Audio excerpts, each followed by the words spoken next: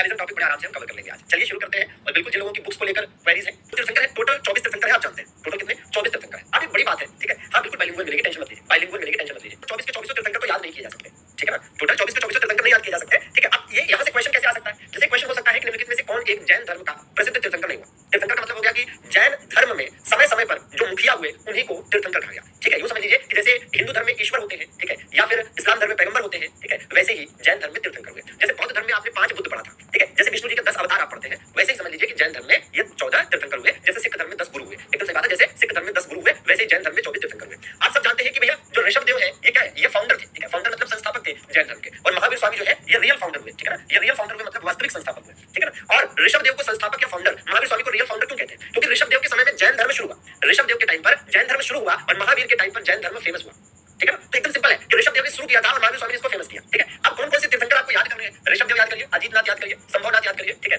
और सुविधिनाथ भी कई बार पूछ लेते हैं। और इधर आप देखेंगे कि भैया ये आपके शांतिनाथ, ठीक है, इधर आपके मल्लीनाथ, ठीक है, नेमिनाथ, अरिस्टेनियम, पार्श्वनाथ, महावीर स्वामी, ठीक है ना। तो ये हो गए 5 6, ठीक है, 7, लगभग 7 8 तीर्थंकर है। 24 में से ये 7 8 तीर्थंकर है जो आपको याद करने पड़ेंगे, ठीक है ना। अब इसमें है क्या कि एक चीज समझिए कि जैसे अगर आप चाहते हैं कि सर अपने अंदाज में लिख दीजिए तो कोई ऐसी बहुत जरूरत है नहीं, लेकिन फिर भी चलिए लिख देते हैं, ठीक है। और देख लीजिए कि कौन कौन से तीर्थंकर हमारे लिए ज्यादा इंपॉर्टेंट है। तो बहुत ही ज्यादा इंपॉर्टेंट की अगर बात करते हैं तो बहुत ही ज्यादा जो इंपॉर्टेंट है तीर्थंकर आज, तो देख लिया जाए कि कौन कौन से तीर्थंकर जो ज्यादा इंपॉर्टेंट है, ठीक है ना, तीर्थंकर, ठीक है। तो देख लीजिए भैया तीर्थंकरों की हम बात करने जा रहे हैं और इंपॉर्टेंट किस किस पर्सपेक्टिव में है वो भी है। जैसे एक क्वेश्चन तो ऐसे भी पूछ सकता है कि which one of the following is not a तीर्थंकर ऑफ जैनिज्म, ठीक है। तो भैया निम्नलिखित में से कौन एक जैन धर्म का तीर्थंकर नहीं हुआ, ठीक है ना। हाँ जी, तो देखिए अब इसमें है क्या कि इसमें आप देखेंगे भाई पहला तीर्थंकर याद कर लीजिए, ठीक है, जो बहुत ही ज्यादा याद करें, जो अनिवार्य कंपल्सरी याद करना, तो पहला याद कर लीजिए, उसके बाद सेकंड याद कर लीजिए, इसके बाद आप 16th याद कर लीजिए, इसके बाद 19th याद कर लीजिए, ज्यादा इंपॉर्टेंट है, ठीक है, 19th याद कर लीजिए। और इसी प्रकार से आप देखेंगे कि भैया जैसे एक और है आपके, ठीक है, 19th याद कर लीजिए और साथ में कोशिश करिए कि अगर आप याद कर सकें तो भैया 22वां भी याद कर लीजिए, ठीक है, 22वां भी याद कर लीजिए, 23वां भी याद कर लीजिए और क्या याद कर लीजिए भैया 24वां भी याद कर लीजिए, ठीक है, 24वां भी याद कर लीजिए। बाकी जहां तक टोटल तीर्थंकर का मामला है तो टोटल कितने हुए, ठीक है, तो टोटल भैया 24 में, तो टोटल 24 में है, ठीक है। तो पहले तीर्थंकर है महावीर स्वामी, ठीक है, महावीर स्वामी हुए भैया, ठीक है, तो महावीर स्वामी जो है ये पहले तीर्थंकर है, इनको याद करिए।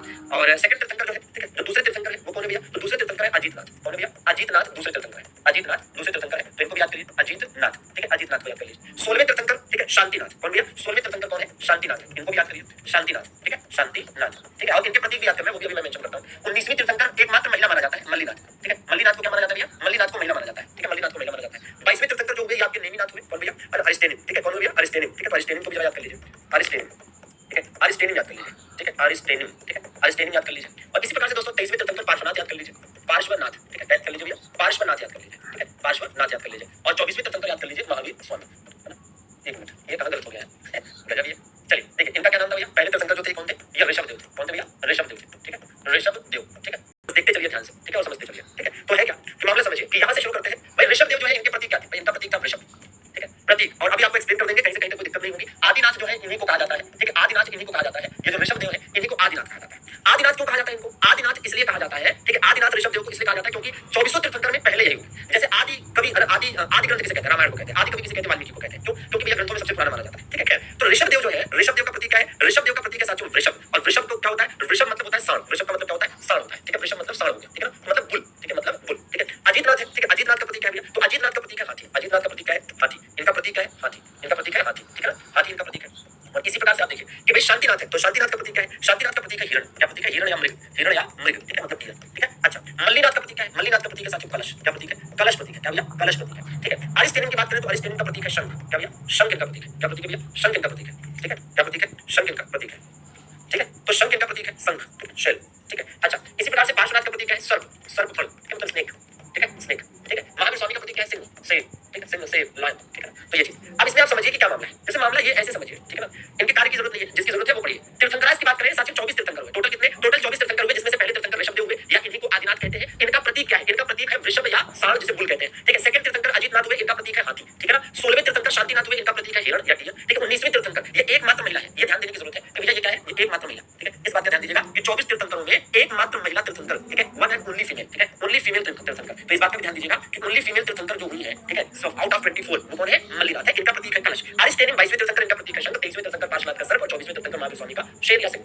ठीक है। अब इसमें सिंपली आप समझिए कि क्वेश्चन कैसे पूछ सकता है, एक तो क्वेश्चन ऐसे पूछ सकता है कि जैसे मैंने कहा कि निम्नलिखित में से कौन जैन धर्म का तीर्थंकर नहीं हुआ या हुआ, तो इसमें से कौन जैन धर्म का तीर्थंकर नहीं हुआ मान लीजिए पूछ ले, और यहाँ से 3 ऑप्शन दे दे और एक ऑप्शन लिख दिया लकुलीस या गौतम बुद्ध या भाई लिख दिया मकलीपुत्र गोसाल या फिर कोई और नाम लिख दिया स्थूलभद्र भद्रबाहु लिख दिया। भाई स्थूलभद्र भद्रबाहु वगैरह जो है वो जैन धर्म के तीर्थंकर तो नहीं थे ना, तो वही चीज है कि यहाँ से 3 ऑप्शन था, एक ऑप्शन कुछ और लिख दिया दिया स्थूल भद्र भद्र बाहु चंद्रगुप्त मौर्य, या फिर चाणक्य, या फिर लिख दिया अनिलकुलीस, या फिर गौतम बुद्ध लिख दिया, या फिर कोई और लिख दिया, तो वो तीर्थंकर तो नहीं है। एक तो ऐसा क्वेश्चन पूछ सकता है। दूसरा एक क्वेश्चन ये जो बनता है कि ऋषभदेव का प्रतीक क्या था, अजितनाथ का प्रतीक पूछता है। तो प्रतीक कैसे याद करिएगा वो जरा ध्यान दीजिए कि प्रतीक को याद करने का जो जुगाड़ मैं समझ पाता हूँ वो ये कि देखिए जैसे ऋषभ ऋषभ वृषभ याद करना आसान है, ऋषभ वृषभ ऋषभ वृषभ ऐसे याद हो जाएगा। जो याद करा सकता हूँ मैं वो बता रहा हूँ, ठीक है ना। ऋषभ वृषभ, ठीक है। अच्छा, इसी प्रकार से और किसको याद करा सकते हैं, इसको मैं याद करा सकता हूँ आपको, शांति, है ना। जो याद करा दे रहा हूँ वो याद हो जाएगा और बाकी को रख लीजिएगा, ठीक है ना। देखिए तो भैया ऋषभ वृषभ हो गया, ठीक है।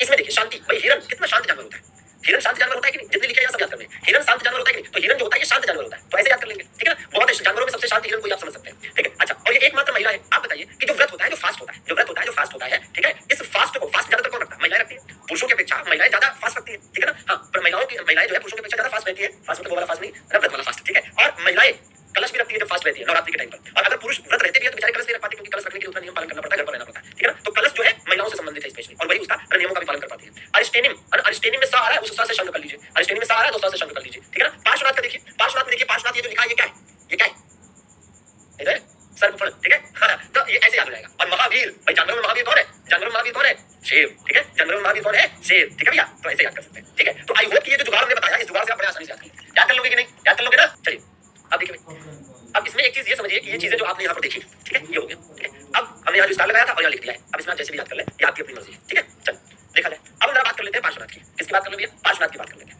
ठीक है ना। अजय भैया, अच्छा, बहुत बढ़िया। एक दूसरे कसम मत खाओ, अपनी कसम खाओ, ठीक है। दूसरे टाइम बीच में ले आए हो। चलो जरा जान दो, जन्म महावीर स्वामी के जन्म के 250 साल पहले हुआ था, ठीक है। इनके पिता सुशील, माता है ना वाया देवी, ठीक है, वामा देवी नाम था, वाया, ठीक है। माता का नाम वामा देवी था, पत्नी प्रभावती, है ना। पार्श्वनाथ 23वें तीर्थंकर थे और ऐतिहासिक माने जाते हैं। जैन तीर्थंकर में, जैन ग्रंथों में पार्श्वनाथ को पुरुषार्थ नियम भी कहा गया है। इनके अनुयायी और इनको निर्ग्रंथ कहते हैं, ठीक है। चलिए देख लेते हैं। तो भैया हम बात कर रहे हैं किसकी, पार्श्वनाथ की, ठीक है। किसकी बात कर रहे हैं, पार्श्वनाथ की, ठीक है। पार्श्वनाथ की बात कर रहे हैं। तो अगर पार्श्वनाथ की बात कर रहे हैं तो हम इनसे संबंधित क्या क्या इंपॉर्टेंट बात है जरा नोट करिए, पार्श्वनाथ से रिलेटेड, ठीक है। तो पार्श्वनाथ से रिलेटेड जरा ध्यान दीजिए, ठीक। तो पार्श्वनाथ के जन्म की बात करें तो पार्श्वनाथ का जो जन्म है, जो बर्थ है इनकी, ठीक है भाई, जो इनका जन्म हुआ ये कब हुआ था, महावीर से 250 साल पहले, महावीर से, ठीक है, महावीर से 250 साल पहले, 250 वर्ष पहले, ठीक है ना। 250 ईयर बिफोर का जन्म, ठीक है ना। अच्छा भैया, हाँ ठीक है, चलिए। बता रहे कार्यकाल बेटा, जितना बता रहे उतना याद कर लो, कार्यकाल याद करोगे। कोई शासक थोड़ा लेकिन कार्यकाल है ना। और कार्यकाल सबका नहीं याद करना है, कार्यकाल नहीं, जन्म मृत्यु याद करना होता है। महावीर स्वामी का जन्म मृत्यु याद करिए बस, बाकी किसी का जन्म मृत्यु नहीं याद करना है, ठीक है। बहुत तेज हो रहे हो, जितना याद करना है उतना याद कर लो, ठीक है। कार्यकाल याद करोगे, सही है, ठीक है। तो ये हो गया भैया। अब इनके पिता जो है अश्वसेन, ठीक है, पिता जो इनके थे पिता, ठीक है। तो इनके जो पिता थे, इनके जो फादर थे, ये कौन थे भैया, अश्वसेन थे। कौन थे, अश्वसेन, अश्वसेन, अश्वसेन इनके पिताजी थे। और ये काशी नरेश थे, ठीक है। कहाँ के राजा थे, काशी नरेश, ठीक है। काशी नरेश थे भैया, बिल्कुल याद करेंगे, है ना।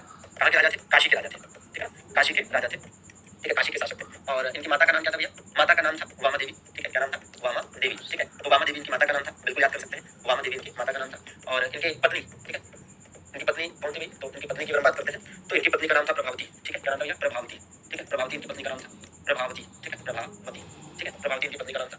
इनका जो प्रतीक था, प्रतीक मतलब सिंबल, प्रतीक मतलब सिंबल, तो इनका सिंबल क्या था, तो बताइए था कि सिंबल इनका क्या था भैया, तो इनका सिंबल था सर्प, ठीक है। सर्प इनका सिंबल था, स्नेक, ठीक है। और ये कौन से तीर्थंकर हुए थे, ये 23वें तीर्थंकर थे, 23rd, ठीक है। तो 23rd तीर्थंकर थे, बिल्कुल याद करना है, 23rd तीर्थंकर, ठीक है, 23rd तीर्थंकर, ठीक। आज याद कर लेना है, ठीक है ना। हाँ, ये तो दादी का नाम है, चलो ये दादी को याद कर लीजिए, ठीक है। तो आज याद कर लेना है कि भैया पार्श्वनाथ से रिलेटेड कितनी बातें, पार्श्वनाथ से रिलेटेड इतनी बातें जैसे ही आपने याद करी, पार्श्वनाथ से रिलेटेड इतनी बातें जैसे आपने याद करी, आप तुरंत आगे किस पर, महावीर स्वामी पर आ जाएंगे, ठीक है। हाँ, पार्श्वनाथ से रिलेटेड इतनी बातें याद करने के बाद बाकी आप चाहे तो एक पॉइंट ये वाला जो है कि पुरुषाधनियम, ठीक है, पुरुषाधनियम भी निकाल गया है, ठीक है। इनका एक अन्य नाम क्या है, पुरुषाधनियम, ठीक है। क्या नाम दिया गया इनको, पुरुषाधनियम, तो वो भी आप याद कर सकते हैं कि भैया अन्य नाम, ठीक है। इनका एक अन्य नाम क्या है, एक अदर नेम जो इनका है, ये क्या है, पुरुषाधनियम, क्या है, पुरुषाधनियम, ठीक है, पुरुषाधनियम। हालांकि पुरुषाधनियम से आज तक कभी क्वेश्चन आया नहीं है, बाकी आप चाहे तो याद कर ले। अब भाई हर बार एग्जाम में कुछ ना कुछ नया क्वेश्चन तो पूछता ही है, तो पुरुषाधनियम भी आप याद कर लीजिए, ठीक है, पुरुषाधनियम, ठीक है। चलिए अब इसके बाद महावीर स्वामी पर हम चल सकते हैं, ठीक है ना। आइए इसके बाद महावीर स्वामी पर चल सकते हैं और इतना जो है ये आपका कंप्लीट हो गया, ठीक है ना। हाँ ठीक, अच्छा। अब देखिए 24 तीर्थंकर जो है इसमें से आपको केवल और केवल महावीर स्वामी के बारे में डिटेल से पढ़ना है, ठीक है। पार्श्वनाथ के बारे में जितनी जानकारी आपको जानना जरूरी है वो बता दी है। इसके अलावा ऋषभदेव के बारे में बस इतना जानना था कि ये संस्थापक है, और इनके पुत्र के बारे में हमने बताया था जब मौर्य साम्राज्य पढ़ाया था कि ऋषभदेव के पुत्र थे, ऋषभदेव के पुत्र थे कौन, याद करिए कि इनके पुत्र या इनके बेटे जो थे जिनका नाम क्या था, जिनका नाम था गोमत, क्या नाम था, गोमत। और इन्हीं को और क्या कहा गया है, इन्हीं को कहा गया है बाहुबली, ठीक है। इन्हीं को कहा गया है क्या, बाहुबली, ठीक है ना। तो गोमत या बाहुबली इनके बेटे का नाम था, ठीक है। गोमत या बाहुबली इनके बेटे का नाम था। और इनकी जो प्रतिमा है इसे हम गोमतेश्वर प्रतिमा के नाम से जानते हैं, ठीक है, गोमतेश्वर प्रतिमा। और जो गोमतेश्वर प्रतिमा है ये आप जानते हैं कि कहां पर स्थित है, गोमतेश्वर प्रतिमा। और गोमतेश्वर स्टैचू जो है, गोमतेश्वर स्टैचू जो है ये कहां पर स्थित है भैया, तो ये कर्नाटक के श्रवणबेलगोला में स्थित है। कहां पर स्थित है, कर्नाटक के श्रवणबेलगोला में स्थित है। ये आपको मौर्य साम्राज्य पढ़ाते समय बता चुके हैं, ठीक है। चलिए अब इसके बाद हम आ जाते हैं महावीर स्वामी पर और जरा देखते चलते हैं, ठीक है ना। ठीक है, तो जब हम महावीर स्वामी की बात करते हैं, किसकी भैया, महावीर स्वामी की बात कर ली जाए, ठीक है, महावीर स्वामी। तो महावीर स्वामी की जब हम बात करेंगे, महावीर स्वामी की बात करें तो इनसे रिलेटेड महावीर स्वामी के जो नाम है, ठीक है, के अन्य नाम या उपाधियां जो भी कर लीजिए, ठीक है। इनको और किस नाम से संबोधित किया जाता है, इनको और किस नाम से संबोधित किया जाता है ये मैं आपको बताने जा रहा हूँ कि इनको और किस नाम से संबोधित किया जाता है। महावीर स्वामी को एक तो जिन कहा जाता है, ठीक है, क्या कहा जाता है भैया, एक तो इनको जिन कहा जाता है, ठीक है, इनको महावीर स्वामी को क्या कहते हैं, एक तो इनको जिन कहा जाता है, ठीक है, क्या कहते हैं जिन, ठीक, और एक आप देखेंगे इनको अरहत कहा जाता है, क्या कहा जाता है, इनको अरहत कहा जाता है, अरहत, ठीक है, इनको अरहत भी कहा जाता है, इनको आप देखेंगे निर्ग्रंथ भी कहा जाता है, क्या कहा जाता है भैया, निर्ग्रंथ भी कहा जाता है, क्या कहा जाता है इनको आप देखेंगे निर्ग्रंथ भी कहा गया है, ठीक है, निर्ग्रंथ, ठीक है, और इसके अलावा इनको है ना क्या और क्या कहा गया है, इनको भैया केवलीन भी कहा गया है, क्या कहा गया है, केवलीन, ठीक है, केवलीन भी कहा गया है, तो केवलीन, ठीक है, केवलीन भी इनको कहा गया है, क्या कहा गया है, केवलीन भी कहा गया है, ठीक है, तो आइए देख लेते हैं कि इन सबके अपने अपने मतलब है, जैसे ठीक है,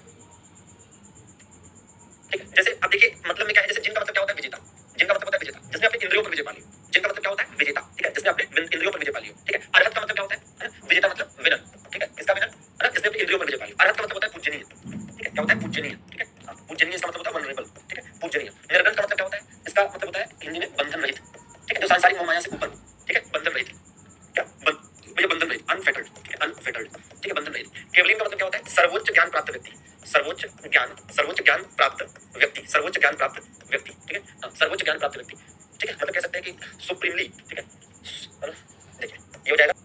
तो इस चीज का ध्यान देंगे कि महावीर स्वामी के जो अन्य नाम है, ठीक है ना, हाँ जी भैया, इंद्रिया क्या है, इंद्रिया नहीं जानते हो, आंख कान नाक त्वचा, यही तो इंद्रिया, ठीक है, तो ये हमारे जो आंख है, हमारे कान है, हमारे नाक है, जो बोलने सुनने, ठीक है, महसूस करने का काम करते हैं, इनको इंद्रिया कहते हैं, ठीक है, करंट अफेयर भी पढ़ा जाएगा, टेंशन मत लो, ठीक है, चलो। तो भैया महावीर स्वामी के अन्य नामों में ये नाम हो गए जिन, अरहत, निर्ग्रंथ, केवलीन, ठीक है, ये आपको एज इट इज याद करने की जरूरत है, एज इट इज भैया, ठीक है, तो इसमें कहीं से कहीं ना दोहरा नहीं है, ठीक है, इसमें इधर उधर मत भटकिएगा। चलिए और देखा जाए चीजों को। अब इसके बाद जैसे जैन धर्म से रिलेटेड कुछ और चीजें देख लेते हैं भाई। देखिए ये आपका सिंपल है, इसमें बहुत होगा मत बनाओ दिमाग में। जिनका मतलब क्या होगा, विजेता, विनर, जिसने अपनी इंद्रियों को कंट्रोल में कर लिया, अपने वश में कर लिया, ठीक है ना। और इसी प्रकार से अरहत, अरहत मतलब पूजनीय, मतलब जो पूजा करने योग्य हो, वनरेबल, ठीक है। इसी प्रकार से निर्ग्रंथ मतलब जो सांसारिक मोह माया से ऊपर हो, ठीक है। केवलीन, जिसने सर्वोच्च ज्ञान प्राप्त कर लिया, ठीक है। यथार्थ में जैन धर्म की स्थापना पार्श्वनाथ के आध्यात्मिक शिष्य वर्धमान महावीर ने की। वर्धमान महावीर का जन्म 540 ईसा पूर्व में वैशाली के निकट कुंडग्राम में, ठीक है। ये वाला पॉइंट हम बता चुके हैं, तो इसकी जरूरत फिर से है नहीं, ठीक है ना। ये वाला भी बता चुके हैं, ठीक है, जब हमने आपको, ठीक है, पॉइंट्स लिखवाए थे, ठीक है। केवल दुख सुख पर विजय प्राप्त की, इसी विजय के कारण महावीर अर्थात महान शूर या जिन अर्थात विजेता कहलाए, ठीक है। तो एक कारण यहाँ पर बताया गया है कि किस तरह से चीजें रही, ठीक है। तो चलिए जरा देख लेते हैं इसको भैया, ठीक है, क्या मामला रहा।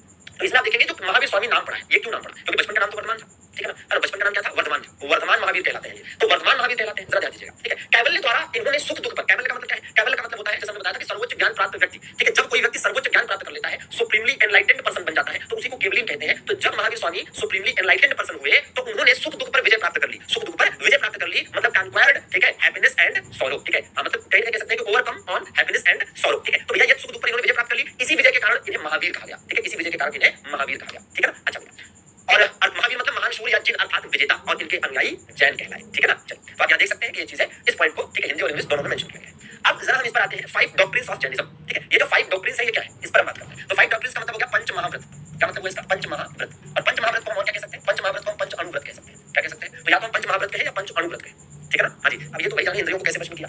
अरे इंद्रियों को वश में करने का मतलब है कि जैसे इंद्रियों को वश में करने का मतलब है कि उन्होंने अपने आप को कंट्रोल किया, ठीक है, अपने आप को कंट्रोल किया कि भैया सांसारिक मोह माया में नहीं पड़ना है, ठीक है, काम लोभ वासना में नहीं पड़ना है, समझ रहे हैं। और ऐसी बहुत सारी चीजें, फिलहाल मैं संत महात्मा नहीं हूँ, अध्यापक हूँ, ठीक है, तो पढ़ा लें तो, ठीक है। चलिए तो पंच महाव्रत या पंच अणुव्रत, ठीक है, पंच महाव्रत या पंच अणुव्रत जो है, ठीक है। इसमें पहला क्या है, इसमें पहला है सत्य, पहला क्या है, पहला है सत्य, ठीक है। पहला क्या है, पहला है सत्य। सत्य का मतलब, ठीक है, डू नॉट स्पीक लाइज, मतलब झूठ न बोलना, ठीक है। मतलब सदा सत्य बोलना, ठीक है। सत्य मतलब सदा सत्य बोलना, या तो आप कहो कि सदा सत्य बोलना, या तो यूं कह लीजिए कि झूठ न बोलना, झूठ न बोलना, ठीक है ना। मतलब ये है कि जैन धर्म में 5 नियम बताए, 5 पंच महाव्रत या पंच अणुव्रत, जिसे 5 डॉक्ट्रिन्स ऑफ जैनिज्म कहते हैं। ये 5 नियम है जो आपको याद करना है, ठीक है ना। हाँ, इसको लिखना भी है, ठीक है। तो सत्य मतलब झूठ न बोलना। दूसरा अहिंसा, अहिंसा जैन धर्म में मुख्य है। कौन से धर्म में अहिंसा पर मुख्य रूप से जोर दिया गया है, तो जैन धर्म, ठीक है ना। हाँ, अच्छा, आगे डू नॉट कमिट वायलेंस, मतलब हिंसा न करना, ठीक है। अहिंसा का मतलब क्या हो गया, कि हिंसा न करना, हिंसा न करना, ठीक है, हिंसा न करना, ठीक बात है। अच्छा, आगे क्या है, अपरिग्रह, अपरिग्रह का मतलब, अपरिग्रह का मतलब हो गया संपत्ति न रखना, ठीक है ना, संपत्ति न रखना, संपत्ति न रखना, ठीक है, संपत्ति न रखना। आगे क्या है, अस्तेय, अस्तेय का मतलब, अस्तेय का मतलब हो गया चोरी न करना, क्या भैया, चोरी न करना, चोरी न करना, ठीक है, चोरी न करना। आगे क्या है, ब्रह्मचर्य, ठीक है, ब्रह्मचर्य, और इसमें बताने की जरूरत है नहीं कि ब्रह्मचर्य क्या होता है, ठीक है ना। ब्रह्मचर्य तो आप जानते हैं, ठीक। चलिए अब जरा ध्यान दीजिए, अब इसमें आप ये देखिए भाई, अब इसमें आप ये देख लीजिए कि भाई इसको एज इट इज आपको नोट्स बनाना है, एज इट इज आपको क्या करना है भैया, नोट्स बनाना है, ठीक है, एज इट इज, ठीक है। तो इसमें जैसे है क्या, एक ये हो गया, ठीक है, एक भाई ये हो गया, ठीक है, एक ये हो गया, इसी प्रकार से एक ये हो गया, ठीक है, इसी प्रकार से एक ये हो गया, ठीक है, और इसी प्रकार से एक ये हो गया, ठीक है। तो इस बात का ध्यान रखिए, बाकी ठीक है, बाकी चीजें ठीक है। तो ये हो गया पहला, ये हो गया दूसरा, ये हो गया तीसरा, ये हो गया चौथा, और ये हो गया पांचवा, ठीक है। तो ये भैया ध्यान देना, ठीक ठीक है। हाँ हाँ बिल्कुल, इसको नोट करना भैया, बहुत इंपॉर्टेंट है, बहुत ज्यादा इंपॉर्टेंट है, ठीक है। हाँ जी, अब है ना, इसमें एक चीज ये भी है कि शुरू में क्या होता था, शुरू में ऐसा था, ठीक है, शुरू में ऐसा था कि ये जो आप देख रहे हैं, ठीक है, शुरू के जो 4 है, शुरू के जो 4 है, ठीक है, जो शुरू के 4 आप देख रहे हैं, इसमें ऐसा मामला था कि ये, ठीक है, ये ठीक है, और ये शुरू की बात बता रहे एकदम स्टार्टिंग। तो जब महावीर स्वामी जब तक नहीं थे, तो जब तक महावीर स्वामी नहीं थे तब तक शुरू की ये जो चार है, सत्य, अहिंसा, अपरिग्रह, अस्तेय, ये चार जो शिक्षाएं हैं, ये जो चार, ठीक है, बातें हैं, ठीक है, 4 डॉक्ट्रिन्स हैं, ये किसके द्वारा दिए गए थे पता है? ये दिए गए थे पार्श्वनाथ के द्वारा। इसके द्वारा पार्श्वनाथ, तो ये पार्श्वनाथ ने दिया था। किसने दिया? पार्श्वनाथ। ठीक बात है? अजी पार्श्वनाथ ने दिया था। और पार्श्वनाथ के समय में इसको क्या कहा जाता था पता है? पार्श्वनाथ के टाइम में इसे कहा जाता था चातुर्याम शिक्षा। क्या कहा गया था तब इसे? तब इसे कहा गया था चातुर्याम, ठीक है, चातुर्याम शिक्षा, ठीक है। तो भैया इसे पार्श्वनाथ ने जब दिया था तब इसे चातुर्याम शिक्षा कहते थे, ठीक है। क्या कहते थे भैया? चातुर्याम, चातुर्याम एजुकेशन, ठीक है। अरे तो ये चीज है। तो भैया और ये इसलिए भी बता रहा हूँ क्योंकि आपको ध्यान देना है, ठीक है, कि ये है आपका ब्रह्मचर्य, ये किसने जोड़ा? महावीर स्वामी ने जोड़ा था, ठीक है। महावीर स्वामी के द्वारा जब ब्रह्मचर्य को इसमें जोड़ दिया गया तब इसे कहा गया पंच महाव्रत, ठीक है ना। चलिए ब्रह्म महावीर स्वामी द्वारा, महावीर द्वारा, ठीक है, जोड़ा गया, ठीक है ना। अच्छा, मतलब कह सकते हैं कि एडेड बाय महावीर स्वामी, ठीक है, महावीर स्वामी के द्वारा इसे जोड़ा गया, ठीक है, महावीर स्वामी के द्वारा इसे जोड़ा गया। तो एज इट इज आपको याद करना है भैया, ठीक है, एज इट इज आपको याद करने की जरूरत है, ठीक है। महावीर स्वामी के द्वारा इसे जोड़ा गया था, ठीक है ना। चलिए अब इसके बाद क्या किया जाए? अब इसके बाद जरा जैन धर्म के सिद्धांतों की बात कर लेते हैं। अच्छा, जैन धर्म के सिद्धांत थे, ठीक है, मतलब प्रिंसिपल्स ऑफ जैनिज्म। ये क्या है? ये है प्रिंसिपल्स ऑफ जैनिज्म, ठीक है। ये क्या बता रहे थे? प्रिंसिपल्स ऑफ, ठीक है, प्रिंसिपल्स ऑफ जैनिज्म, ठीक है, प्रिंसिपल्स ऑफ जैनिज्म आप देख रहे थे, मतलब जैन धर्म के सिद्धांत, जैन धर्म के सिद्धांत, जैन धर्म के सिद्धांत, ठीक है। तो एज इट इज आपको याद करने की जरूरत है, ये क्या है? जैन धर्म के सिद्धांत है।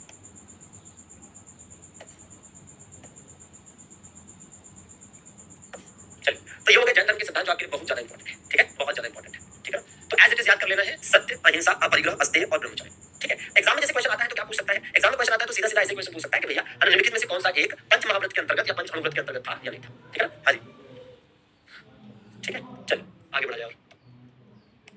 अब इसके बाद हम जरा बात कर लेते हैं किसकी, ठीक है, त्रिरत्नाज ऑफ जैनिज्म, है ना, त्रिरत्नाज ऑफ जैनिज्म, ठीक है। तो जैन धर्म में जो त्रिरत्न हैं उनके बारे में बात कर लेते हैं। किसके बारे में भैया? त्रिरत्न के बारे में। तो आइए देख लेते हैं त्रिरत्न, ठीक है। तो त्रिरत्न के बारे में बात करने जा रहे हैं, ठीक है। किसके बारे में भैया? त्रिरत्न, ठीक है, त्रिरत्नाज। तो आइए भैया देख लिया जाए कि त्रिरत्न के बारे में कैसे बात करनी है और क्या कुछ है जो देखा जाए। तो जो त्रिरत्न है, सम्यक ज्ञान, सम्यक दर्शन, सम्यक आचरण, ठीक है, त्रिरत्न। तो जब हम कहते हैं क्या, जब हम कहते हैं, ठीक है, क्या? सम्यक दर्शन, ठीक है। देखिए सम्यक दर्शन का मतलब क्या हो गया? राइट, ठीक है, राइट कंडक्ट, राइट फेथ और राइट, ठीक है, नॉलेज, ठीक है। तो राइट फेथ, ठीक है, राइट फेथ हो जाएगा आपका ये क्या है? ये है राइट फेथ, ठीक है, राइट फेथ, ठीक है। ये क्या हो जाएगा? राइट कंडक्ट, राइट कंडक्ट, ठीक है, राइट कंडक्ट। और ये क्या हो जाएगा भैया? राइट नॉलेज, ठीक है, क्या? राइट नॉलेज, ठीक है। या इसको ऐसे लिखा जाए, ये क्या है? राइट फेथ, राइट फेथ, ठीक। ये क्या है? ये है राइट कंडक्ट, ठीक है, राइट कंडक्ट। और ये क्या है? ये है राइट नॉलेज, ठीक है, राइट नॉलेज, ठीक। तो राइट फेथ, राइट कंडक्ट और राइट नॉलेज, ठीक है ना। चलिए भैया, ठीक। अच्छा, अब इसमें है क्या कि एज इट इज याद कर लेने में कहीं से कहीं तक कोई बुराई नहीं है, ठीक है, कहीं से कहीं तक नहीं। और इंपॉर्टेंट भी है तो याद करना भी चाहिए आपको, ठीक है, इंपॉर्टेंट तो बहुत है, एज इट इज, ठीक है, एज इट इज, ठीक है। तो ये क्या हो गया भैया? त्रिरत्न। अब यहाँ यह भी आपको ध्यान देना है, ठीक है, कि अगर हम त्रिरत्न की बात करते हैं, अगर हम त्रिरत्न की बात करते हैं तो त्रिरत्न जैसे त्रिपिटक आपने बौद्ध धर्म में पढ़ा है, वैसे यहाँ पर त्रिरत्न। वैसे आपको यह भी बता दें कि त्रिरत्न बौद्ध धर्म में भी है। अगर हम त्रिरत्न की बात करें जो बौद्ध धर्म में, बौद्ध धर्म में भी त्रिरत्न है, ठीक है, बौद्ध धर्म में भी त्रिरत्न है ना। मतलब 3 चीजें जो इंसान को हमेशा करनी चाहिए उसी को त्रिरत्न कहा गया है, जिसमें सम्यक दर्शन का मतलब क्या है? सम्यक दर्शन का मतलब है सत्य में विश्वास। सम्यक दर्शन का मतलब क्या हुआ? सम्यक दर्शन का मतलब हो गया सत्य में विश्वास, ठीक है। इसका क्या मतलब हुआ? इसका मतलब हुआ कि भैया सत्य में विश्वास करना, सत्य में विश्वास करना, ठीक है, बिलीव इन ट्रुथ, ठीक है ना। क्या भैया? बिलीव इन ट्रुथ, ठीक है। तो सत्य में विश्वास करने की बात यहाँ पर कही गई है, ठीक है, कि इंसान को हमेशा सत्य में विश्वास करना चाहिए, मतलब सम्यक दर्शन, ठीक है, सत्य में विश्वास। और यहाँ पर क्या है? सम्यक चरित्र, मतलब क्या है भाई? इसमें इंद्रियों एवं कर्मों पर नियंत्रण, ठीक है। यहाँ पर क्या कहा गया है? इंद्रियों व कर्मों पर नियंत्रण रखिए, मतलब अच्छा व्यवहार। सीधे शब्दों में कहे कि इंद्रियों एवं कर्मों पर नियंत्रण का मतलब हो गया क्या? अच्छा व्यवहार करना, ठीक है ना। क्या करना? अच्छा व्यवहार। सीधे शब्दों में अगर एक लाइन में कहे तो अच्छा व्यवहार, ठीक है, अच्छा व्यवहार मतलब गुड बिहेवियर, ठीक है। क्या भैया? गुड बिहेवियर, ठीक है, गुड बिहेवियर हम कह सकते हैं, ठीक है। और सम्यक ज्ञान मतलब क्या है? सम्यक ज्ञान का मतलब हो गया क्या? कि भैया सही ज्ञान, ठीक है, सही ज्ञान की बात हो गई। यहाँ किसकी बात हो जाती है? यहाँ बात हो जाती है सही ज्ञान की, ठीक है। यहाँ सही ज्ञान की बात हो जाती है कि सही ज्ञान, जो सही तरीके से जो सही ज्ञान मिले, मतलब राइट नॉलेज, वही चीज है सही ज्ञान का। तो सही ज्ञान होता है, ठीक है भैया। आइए भैया, ठीक है, हाँ अच्छी बात है, ठीक। तो ये आप एकदम बिल्कुल समझ रहे होंगे, इसमें कहीं से कहीं तक कोई दिक्कत नहीं है, ठीक है, कहीं से कहीं तक कोई दिक्कत नहीं है। और ये बस आपकी समझ का फेर है। अगर आप पूरी तरीके से डेडिकेटेड होकर पढ़ रहे हैं तो सब समझ में आ रहा है, ठीक है। और अगर हम बौद्ध धर्म के त्रिरत्न की बात करते हैं, ठीक है, बौद्ध धर्म में भी त्रिरत्न है, ठीक है। अब देखिए होता क्या है कि जैन धर्म में भी त्रिरत्न है, बौद्ध धर्म में भी त्रिरत्न है, लेकिन मूल रूप से ओरिजिनली जो त्रिरत्न है वो जैन धर्म से संबंधित है, ठीक है ना। तो कई बार ऐसा होता है कि पेपर में क्वेश्चन आता है, ठीक है, क्या कि त्रिरत्न का संबंध किससे है, ठीक है ना, to which religion Triratna is related. तो आपका आंसर होता है जैनिज्म, भले बौद्ध धर्म ऑप्शन में दिया हो, ठीक है। लेकिन अगर कभी बौद्ध धर्म में कौन सी त्रिरत्न है पूछे तो बताना पड़ेगा, ठीक है। तो बुद्धिज्म में भी त्रिरत्न है, ठीक है, बुद्धिज्म में भी त्रिरत्न है, ठीक है। तो आइए वो भी बता देते हैं आपको। बुद्धिज्म में जो त्रिरत्न है उसमें एक है बुद्ध, एक तो बुद्ध ही है, ठीक है, बुद्ध, ठीक है, बुद्ध, ठीक है। दूसरा क्या है? धम्म, क्या है? धम्म, धम्म, ठीक है। और तीसरा क्या है? संघ, ठीक है, संघ, ठीक है। तो बुद्ध धम्म संघ, बुद्ध धम्म संघ, ठीक है, बुद्ध धम्म संघ, त्रिरत्न है, मतलब बौद्ध धर्म में बताया गया है कि क्या बुद्ध मतलब इंसान को ज्ञान प्राप्ति की तरफ ध्यान देना चाहिए, धर्म के मार्ग पर चलना चाहिए, संघ के नियमों का पालन करना चाहिए, ठीक है ना। तो ये बात कहीं ना कहीं अलग अलग दोनों एक ही जगह पर बता दिया कि ये त्रिरत्न जो है, त्रिरत्न ये कौन सा त्रिरत्न यहाँ पर बताया है, तो यहाँ पर जो त्रिरत्न बताया ये जैन धर्म वाला त्रिरत्न है, ठीक है, ये जैन धर्म वाला त्रिरत्न है। और याद रहे कि त्रिरत्न का संबंध मूलतः किससे है, त्रिरत्न का संबंध मूलतः जैन धर्म से है, लेकिन बौद्ध धर्म में भी त्रिरत्न है। वैसे त्रि शब्द, त्रिदेव शब्द हिंदू धर्म में आपने त्रिदेव शब्द पढ़ा है, ठीक है ना, हाँ जी भैया, ठीक है, बिल्कुल। तो भैया एकदम जरूरी है, ठीक है, बिल्कुल। सम्यक आचरण तो बोल ही सकते हैं, सम्यक चरित्र को सम्यक आचरण भी बोल सकते हैं, सम्यक चरित्र को सम्यक आचरण भी बोल सकते हैं, सम्यक चरित्र को सम्यक आचरण भी बोला जा सकता है, ठीक है, सम्यक चरित्र को सम्यक आचरण बोला जा सकता है, कोई दिक्कत की बात नहीं। तो मेंशन कर देते हैं, सम्यक चरित्र को सम्यक आचरण भी कह सकते हैं, और एकदम ये बात है कि कहीं कहीं पर लिखकर भी आता है सम्यक आचरण, ठीक है ना, हाँ जी। शर्मा जी ब्लॉग जल्दी मारता हूँ मैं, ठीक है, फर्जी बात, हेलो हेलो सुनाई नहीं दे रहा है, किसी निकलेगा तो नहीं, ठीक है, चलो तो भैया बात करें, ठीक है। तो हम ये चीज बता रहे थे आपको, एकदम सिंपल, आपको ध्यान देना, जैसे हिंदू धर्म में हमने कहा त्रिदेव होते हैं, तो ब्रह्मा विष्णु महेश को मिलाकर त्रिदेव कहा जाता है। त्रिदेव की अवधारणा पहली बार किस काल में आई थी, तो त्रिदेव की अवधारणा गुप्त काल में आई थी, ठीक है ना। त्रिदेव की जो अवधारणा है वो गुप्त काल में पहली बार आई थी, ब्रह्मा विष्णु महेश वाला कंसेप्ट, ठीक है। और एक बात ध्यान दीजिए, ऐसे याद करिए, जो हमने वैदिक काल पढ़ाया था तो हमने याद करिए वेद त्रयी बताया था, क्या बताया था, वेद त्रयी, ऋग्वेद यजुर्वेद सामवेद को वेद त्रयी बताया था, ठीक है ना। चलिए ठीक, वैसे सम्यक शब्द का इस्तेमाल रियल वर्ड के लिए हुआ है, ठीक है, राइट के लिए हुआ है, ठीक है। तो जहां जहां सम्यक आ रहा है, सम्यक को इंग्लिश में कहते हैं राइट, मतलब सही, ठीक है। सम्यक दर्शन मतलब सही दर्शन, सत्य में विश्वास, जो देखो उसी में विश्वास करो, सुनी सुनाई बातों में विश्वास मत करो। सम्यक चरित्र मतलब सही चरित्र, सही आचरण, मतलब आपका आचरण सही होना चाहिए, चरित्र अच्छा होना चाहिए, व्यवहार अच्छा होना चाहिए, और वो तभी हो सकता है जब इंद्रियों और कर्मों पर पूरा नियंत्रण हो, कंट्रोल हो, ठीक है। सम्यक ज्ञान मतलब राइट नॉलेज, सही ज्ञान, ठीक है, हां, पता चले कुछ भी पढ़ाई चल रही है, ठीक है। चलिए और कुछ तथ्य देख लेते हैं।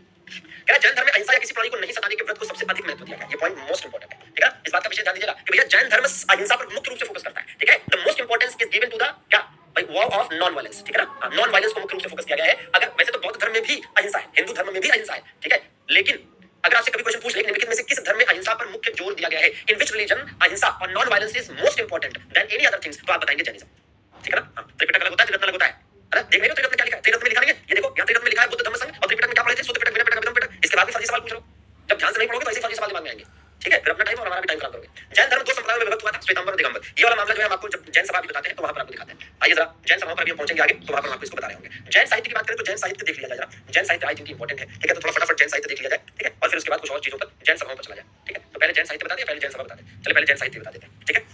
जैन साहित्य की बात कर लेते हैं पहले, ठीक है। जैन साहित्य, ठीक है, जैन साहित्य, ठीक है, जैन साहित्य, ठीक है, Jain literature, Jain literature, Jain literature, ठीक है, जैन लिटरेचर या जैन साहित्य, ठीक ठीक है। इन्हें इन्हें अंग या आगम कहा गया है, इन्हें अंग या आगम कहा गया है, ठीक है। ये पहली बात हो गई, इन्हें क्या कहा गया, अंग या आगम कहा गया, ठीक है ना। हाँ हाँ बिल्कुल, अथर्ववेद वेद त्रयी में शामिल नहीं है, ऋग्वेद यजुर्वेद और सामवेद, ठीक है ना। ये देखिए अब इसमें है क्या कि, ठीक है, अच्छा भाई, और याद करिए कि इसमें क्या क्या है भाई, जैसे एक है परिशिष्ट पर्वन, ठीक है, परिशिष्ट पर्वन एक है, क्या है, एक है परिशिष्ट पर्वन, परिशिष्ट पर्वन नाम का एक ग्रंथ है, एक 14 पूर्व नाम का ग्रंथ है, ठीक है, 14 पूर्व नाम का ग्रंथ है, ठीक है, क्या है 14 पूर्व, ठीक है, 14 पूर्व नाम का ग्रंथ है, एक आयारांग सूत्र नाम का ग्रंथ है, आयारांग सूत्र, क्या भैया आयारांग सूत्र, आयारांग सूत्र, ठीक है। ऐसे ही एक है कल्प सूत्र, क्या है कल्प सूत्र, ठीक है, क्या है भैया कल्प सूत्र, ठीक है, क्या है कल्प सूत्र है, ठीक है। ऐसे ही याद करिए एक भगवती सूत्र है, कौन सा, भगवती सूत्र, भगवती सूत्र, भगवती सूत्र, भगवती सूत्र, ठीक, भगवती सूत्र, ठीक, भगवती सूत्र। इन सब की भाषा क्या है, इन सब की भाषा क्या है, इन सब की भाषा अगर आपको याद है, इन सब की भाषा क्या बताएंगे भैया, इन सब की भाषा या लैंग्वेज की अगर बात करें, ठीक है, तो इनकी भाषा है या तो आप कहेंगे अर्धमागधी है, अर्धमागधी बताएंगे, ठीक है, या क्या कहेंगे प्राकृत, दोनों में से जो ऑप्शन मिल जाए, और अगर दोनों मिल जाए तो अर्धमागधी बता देना, क्या बता देना, अर्धमागधी बता देना, अर्धमागधी, ठीक है, अर्धमागधी, ठीक है, प्राकृत, प्राकृतिक नहीं प्राकृत, ठीक। इसमें अगर थोड़ी बहुत डिटेल जाननी होती है तो इसमें जाननी होती है, ये क्या है जैन भिक्षुओं के, ठीक है, जैन भिक्षु जो थे, जैन भिक्षुओं के नियम, जैन भिक्षुओं के लिए नियम इसमें लिखे, क्या लिखे हैं इसमें, इसमें जैन भिक्षुओं के लिए नियम लिखे, ठीक है, हाँ, ठीक है, मतलब कह सकते हैं कि रूल्स फॉर सूत्र जो है, इसको लिखने वाले जो है, इसको लिखने वाले कौन थे, भद्रबाहु, इसको भद्रबाहु ने लिखा है, भद्रबाहु, भद्रबाहु, ठीक है, भद्रबाहु ने इसको लिखा है। और ये क्या है, ये दरअसल में 24 तीर्थंकरों की जीवनी, ठीक है, 24 तीर्थंकर जो है सभी तीर्थंकरों की जीवनी, ये 24 के 24 तीर्थंकरों की क्या है जीवनी, ठीक है, मतलब biography, biography of 24 tirthankaras, tirthankaras. Book की एक और खासियत है, इस बुक की एक खासियत ये है कि ये संस्कृत में है, ठीक है, संस्कृत में है, ठीक है, इस बुक की ये भी एक खासियत है, ठीक है। तो एज इट इज आपको याद करने की जरूरत है जैन साहित्य, जैन साहित्य, ठीक है, एज इट इज। मुझे लगता है कि इसमें याद करने में कहीं से कहीं तक किसी को कोई समस्या या आपत्ति है, क्यों,